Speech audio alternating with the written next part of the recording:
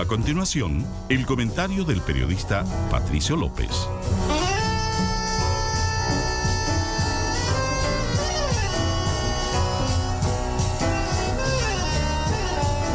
Les saludamos en este viernes 17 de octubre del año 2025. Esperamos que estén muy bien. En un ratito más, hoy, en un acto encabezado por el presidente de la República, comienza oficialmente una reparación largamente esperada, que es la respuesta estatal, al fin, a la llamada deuda histórica de los profesores y profesoras. La ley establece un pago único de 4,5 millones de pesos por profesor afectado vivo, reajustable y distribuido en un plazo de 6 años, comenzando por los docentes de mayor edad.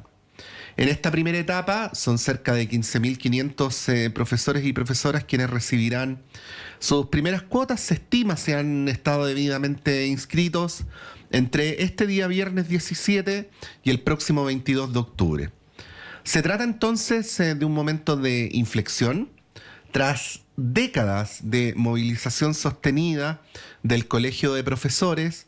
El Estado chileno reconoce públicamente una deuda que no es solo económica, sino también moral y simbólica, porque toca el corazón de la dignidad del trabajo docente que tristemente en el Chile actual es tantas veces postergado y desvalorizado.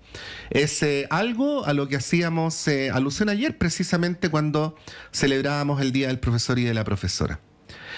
Esta reparación, que es necesaria y es legítima, no puede, sin embargo, entenderse como un cierre perfecto ni como una compensación realmente adecuada respecto a lo que realmente correspondía. Hay un vaso medio lleno, que es el reconocimiento oficial y el pago, pero también hay un vaso medio vacío, que es el pago de un monto simbólico frente al cálculo total de la deuda y la dolorosa certeza de miles de maestros y maestras que fallecieron, que antes de eso en muchos casos lucharon sin alcanzar a ver el gesto del día de hoy. Seguramente muchos de los profesores y profesoras que van a recibir el pago tendrán en su memoria a compañeros y compañeras que ya no están. Aún así, este hito es significativo porque consagra un principio de justicia que la sociedad había demorado demasiado en asumir. Ahora, más allá de la discusión interna y legítima en el mundo de los profesores sobre los alcances de este acuerdo, que en todo caso fue zanjada con una consulta nacional, el hecho invita a mirar con más profundidad las causas estructurales que originaron esta deuda. Porque recordemos, o para quienes no saben, les contamos, no se trató de un error administrativo, sino de una política deliberada durante la dictadura cuyo norte era el desmantelamiento de la educación pública. El traspaso de las escuelas desde el Ministerio de Educación a los municipios, mediante el decreto ley 3551 de 1981, que además despojó a los profesores de derechos salariales adquiridos, a lo que además es consustancial a los 17 años de dictadura, el desmantelamiento de los derechos de los trabajadores y trabajadoras. Por décadas, este daño no fue reparado por los gobiernos democráticos y su persistencia se volvió una herida abierta en la historia educativa del país. Por eso hoy la reparación a los directamente afectados debería ir acompañada, o sería bueno que fuera acompañada de una reflexión de mayor alcance. Fortalecer la educación pública, garantizar condiciones laborales dignas para los profesores y profesoras y restituir al magisterio el lugar central que le corresponde en la construcción del bien común. No es solamente en formar individuos para una prueba, sino en el bien común. Esto le da una trascendencia a la labor docente que a veces se olvida. Y se olvida en tiempos de estandarización, de creciente dependencia tecnológica, la importancia de reafirmar la centralidad de los profesores como un acto de defensa del sentido más profundo de por qué hacen lo que hacen. La evidencia internacional lo confirma. Según la OCDE, ningún factor escolar incide más en el aprendizaje que la calidad del profesorado. Entonces, en la era de la inteligencia artificial, que resuelve algunas cosas fácilmente, y de los algoritmos, los docentes siguen siendo el gran vínculo humano que transforma el dato en comprensión, que transforma la instrucción o una orden en un sentido. La enseñanza a una persona al mismo tiempo en la construcción de una comunidad a la que todas y todos pertenecemos. Claro, los algoritmos y la inteligencia artificial podrán resolver procedimientos, pero solo los profesores enseñan a pensar, a convivir y a imaginar un futuro, no solamente para la persona, sino también compartido. Entonces, reafirmar su rol no es solamente una cuestión reivindicativa de un gremio, sino es defender el sentido mismo de la educación, que tiene que ver con construir comunidad y con construir humanidad.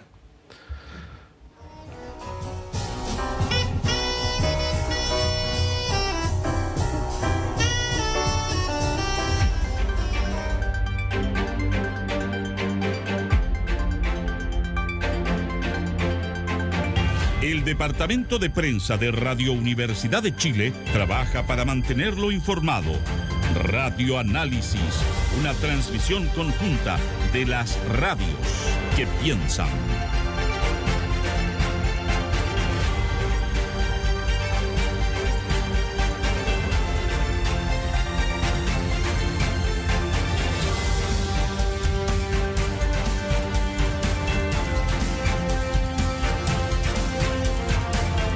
Y cuando son las 8:11, queremos saludar para conversar sobre la víspera del nuevo aniversario del estallido social a un muy bien acompañado sociólogo Alberto Mayol. Bienvenido, Alberto. Buenos días, Patricio. Un gusto. ¿Cómo estás? Muy bien, gracias. Qué bueno. ¿Se ve algo más claro 6 años después que lo que podríamos haber hablado en el primero o segundo aniversario? La verdad es que creo que en su momento la primera reacción, justo la después de la estupefacción y la sensación de agobio, creo que quedó bastante claro que estábamos frente a un fenómeno social de carácter totalizante, y que eso tenía que ver con numerosos desequilibrios que se habían producido en la sociedad y que no eran capaces de ser resueltos en las dimensiones donde estas cosas se procesan, que es las dimensiones institucionales y políticas. Eso no ha cambiado. Todo análisis que sea serio, que ocupe los antecedentes del caso, que haga confluir los elementos policiales con los elementos de escenario internacional. El año 2019 tienen grandes protestas, 68 países, 1/3 de los países del mundo. Y por tanto, si uno mira el conjunto de elementos, habían mecanismos para entender el proceso, para anticiparlo. Incluso se podría, no desde el punto de vista de qué día y qué hora, pero sí, por supuesto, de que habían probabilidades disruptivas de por medio.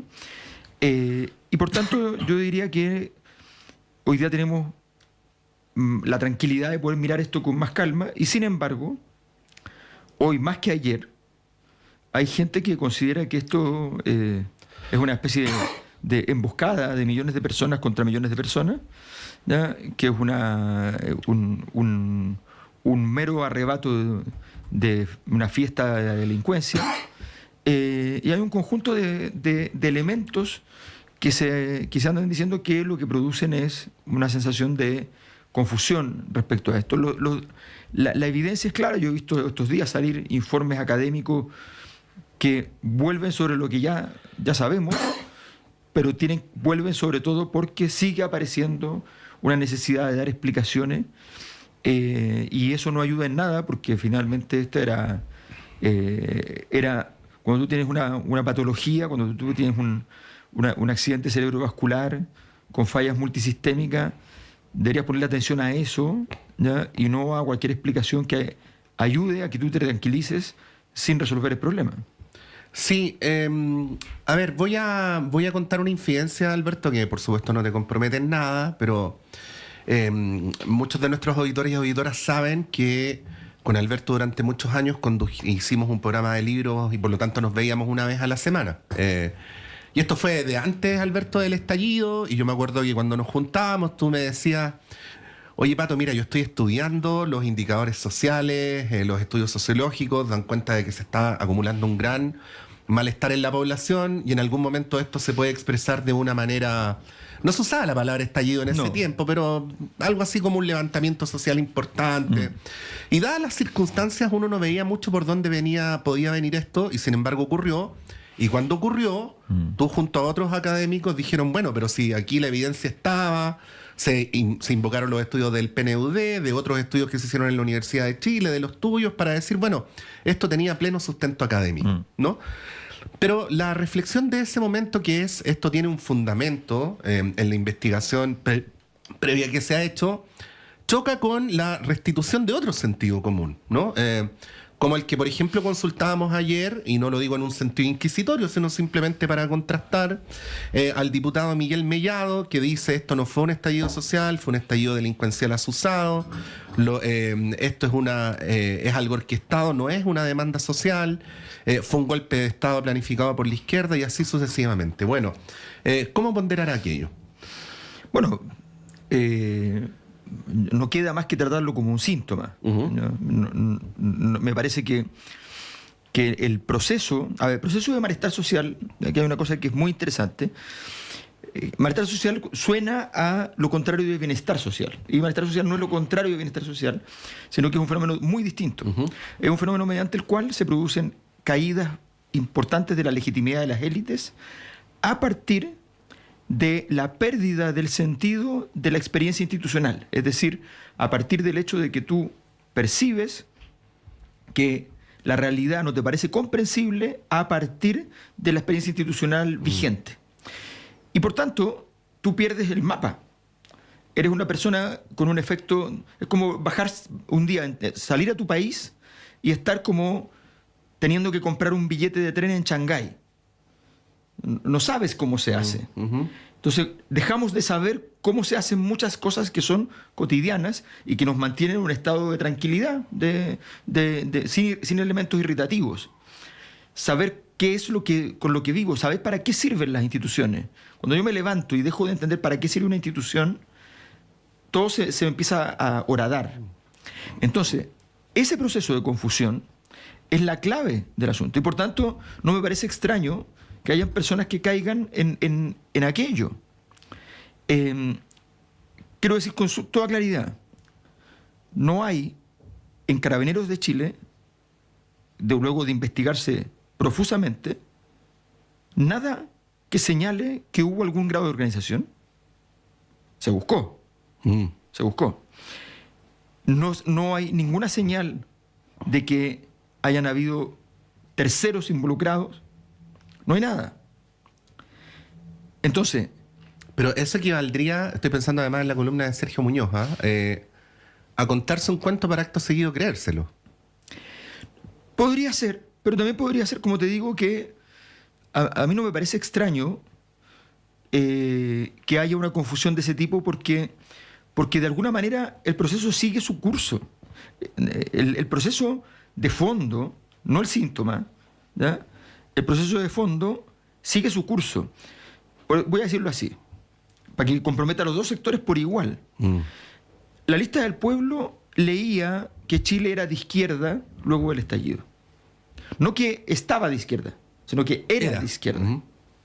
Hoy día, la gente que está votando más a la derecha considera que ahora sí Chile despertó y Chile es de derecha. No es que está de derecha. Bueno, esas dos convicciones, que nacen obviamente de un elemento de confusión, porque obviamente la mayor parte de la población no es ni de izquierda ni de derecha, por eso cambian los gobiernos y por eso... la mayor parte de la población es... Bueno, esa confusión conduce a elementos cognitivos. Y aquí con esto cierro la idea, porque el problema de malestar social no es un problema emocional, se manifiesta emocionalmente, no es un problema solamente institucional, se manifiesta institucionalmente, sino que además es un problema cognitivo, es decir, no te deja aprender, no te deja entender.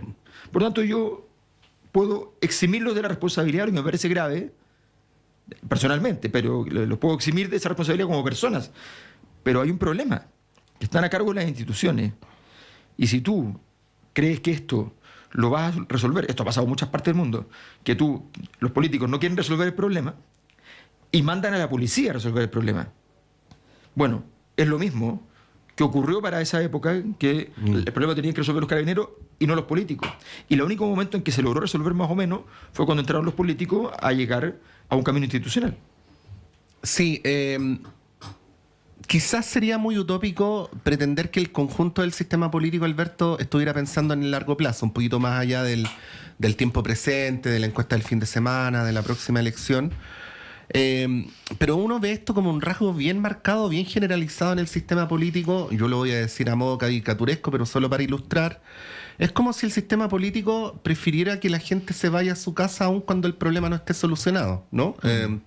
O sea, que vuelvan a funcionar las calles normalmente, que la gente se suba al metro, llegue, vaya al trabajo, vuelva, y así sucesivamente. Por eso hablaba en ese sentido de contarse un cuento, porque la idea del estallido también tiene que ver con eso, ¿no? Se acumula energía, explota y la energía deja de estar donde estaba, ¿no? Claro. Pero entonces yo en este momento quiero subrayar una frase que tú decías en la respuesta anterior: el proceso continúa, ¿no? Sí. ¿Qué quiere decir que el proceso continúa? Quiere decir que la situación disruptiva, es decir, la condición mediante la cual el funcionamiento de la sociedad está fuera de control, y las instituciones no logran llevar...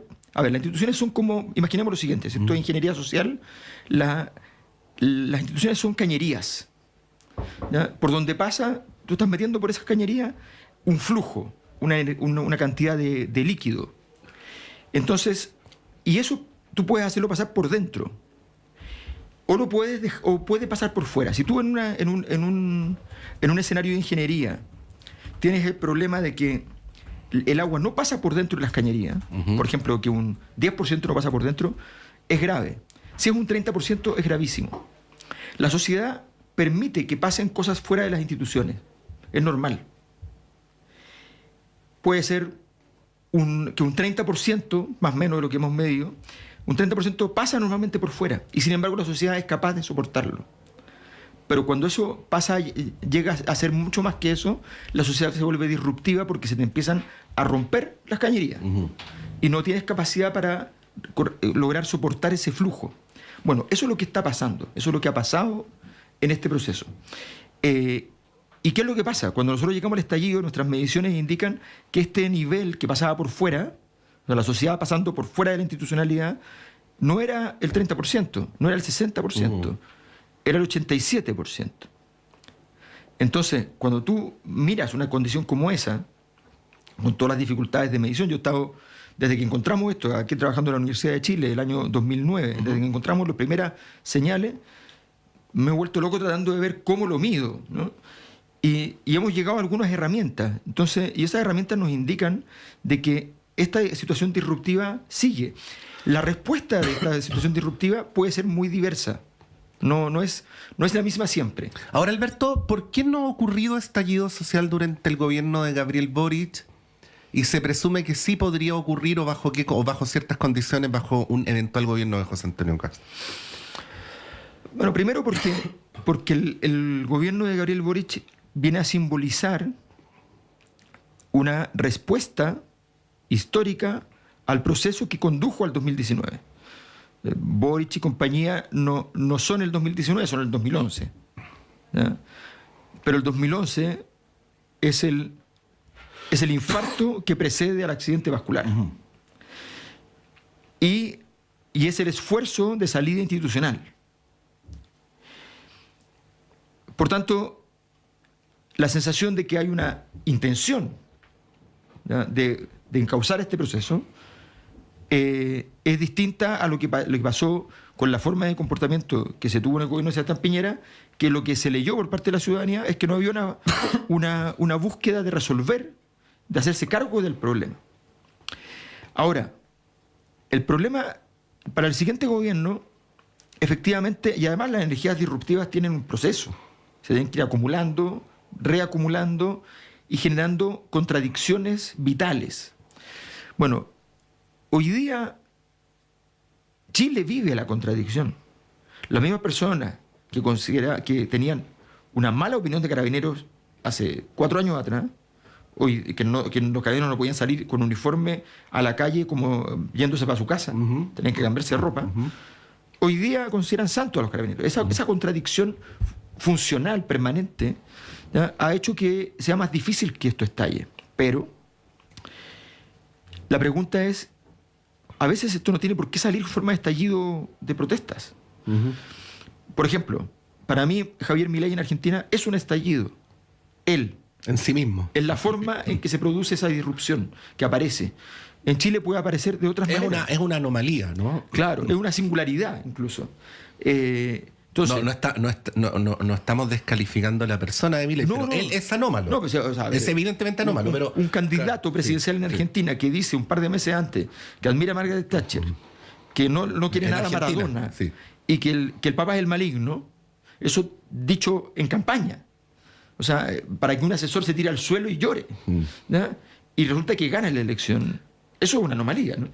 Ahora, estamos conversando con Alberto Mayol a propósito del aniversario del estallido. ¿Cuánto tiene que ver esto con las condiciones institucionales? Pongo algunos ejemplos y luego tú los analizas como quieras, Alberto.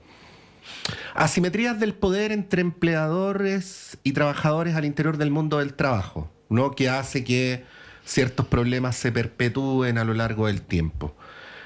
Una institucionalidad donde la mayoría parlamentaria de signo distinto al del presidente de la República puede traducirse, como ha ocurrido más de alguna vez, en 4 años donde los dos poderes se multiplican por 0, ¿no? Una manera de zanjar los conflictos institucionales donde tienes una reforma tributaria por gobierno, una reforma de salud por gobierno, y como es una por gobierno nunca está en reforma, más bien el nombre oscurece que lo que aclara, ¿no? Bueno, y ahí se va produciendo el acúmulo, ¿no? Esas condiciones institucionales, estructurales, a las que en general poca gente alude cuando en los medios de comunicación se habla de este tema, ¿no? ¿Cuánto inciden en lo que tú años denominaste el malestar? Claro, lo que pasa es que en la sociedad, yo he hablado de los síntomas, pero a veces el síntoma se convierte en el hecho en la sociedad. No es lo mismo que en la salud física. Entonces, por ejemplo, normalmente los líderes políticos nacen como síntoma y se convierten en líderes. Gabriel Boric fue un síntoma de la crisis, ¿ya?, y se convierte en líder. Entonces, todo este proceso depende mucho de la capacidad justamente de ir convirtiendo lo que está en estado disruptivo en algo que sea una respuesta que otorgue una estructuración, ¿ya?, y otorgue, ojo con esto, un sentido. La estructuración no es poner dentro de una caja que nadie entiende cuál es. La gracia es que esto requiere, vamos a decirlo así, esto normalmente se lee súper mal porque se lee comunicacionalmente, estoy hablando políticamente, requiere de una narrativa que permita hacer comprensible lo que tú desde la política estás haciendo. Para eso además necesitas personas que estén dispuestas a estar en la política no como carácter de oportunidad, sino que estén en la política por una convicción, ¿ya?, coyuntural, de una cantidad de años o para toda su vida, lo que sea, ¿ya?, pero que sean personas que están allí para aquello. Cuando tú sabes que entrar en la política, por ejemplo, hoy día, para un profesional exitoso, para alguien con prestigio, entrar en la política es más bien salir peor. ¿No? Entrar a enlodarse. Sí. Cuando tú sabes eso, bueno, eso genera que el sistema tampoco sea capaz de poder tener a los mejores exponentes del país en la actividad más importante del país. Entonces, todo eso, toda esa suma de factores, la erosión es el proceso que va detrás de todo esto. Normalmente nosotros vemos los saltos de crisis. El salto de crisis es cuando no fue erosión, sino que fue caída, ¿ya? Pero en realidad la erosión es lo más grave porque te va debilitando las capacidades. Y hoy día Chile tiene pocas capacidades. Chile sí demostró una cosa, hay que decirlo. Voy a decirlo así. Yo decía, tuvimos el 2011 un ataque cardíaco, tuvimos el 2019 un accidente cerebrovascular multisistémico. Tuvimos entonces una operación grande, muy grande, ¿ya?, para resolver el problema, que falló. Tuvimos una segunda operación muy grande, que falló. Después de esto, ¿a alguien se le ocurre que lo hemos resuelto? ¿A alguien se le ocurre que es cosa de decir, oye, no, pero, mire, volvamos a lo que estábamos, ¿ya? Volvamos al jueves 17 de octubre del 2018, ¿sí? No pasa nada. Exactamente. Entonces, eso no tiene ningún sentido. No tiene racionalidad. Exactamente. Entonces tenemos que entender que es un momento donde hay que construir herramientas, capacidades. Ahora, también es cierto, Chile en este ciclo 2011, 2019, 2011, 55 países del mundo estallan, 2019, 68 países del mundo estallan. Bueno, casi todos dentro de ciertos marcos temporales. Bueno, este país fue el que tuvo el más intenso en manifestaciones, pero no se le cayeron las instituciones completamente, no se cayeron los gobiernos, ¿ya? Bueno, en la época del estallido unos amigos argentinos vinieron y dijeron algo que nunca se me olvidó. Con el 5% de esto hubiera caído el presidente en Argentina. Exacto. Y esa capacidad de resiliencia también es una capacidad del sistema, pero no juguemos a forzar esa resiliencia. Sí. Alberto, se nos acabó el tiempo, pero bien breve.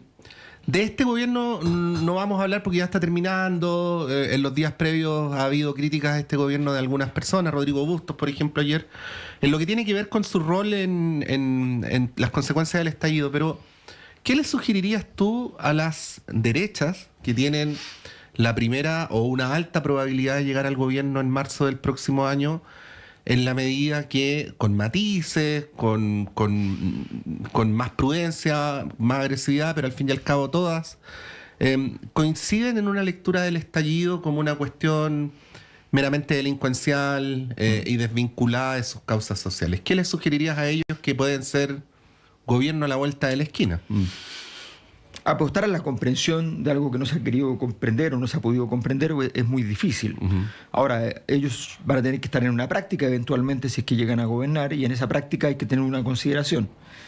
Si les hace sentido que este cuerpo ha tenido 2 episodios de salud graves y que las operaciones han fallado, es difícil pedirle que suba el Everest. Y lo que no se ha podido hacer va a ser difícil de hacer. Lo que hay que hacer son reconstruir las bases institucionales, y esas bases institucionales para producir legitimidad con un conjunto de políticas públicas que estén encaminadas en esa ruta y que produzcan sentido a las personas, y a partir de eso recién se va a poder avanzar. Alberto Mayol, muchas gracias por haber venido. Gracias. Vamos a ir a un breve alto y a la vuelta a nuestro panel de conversación.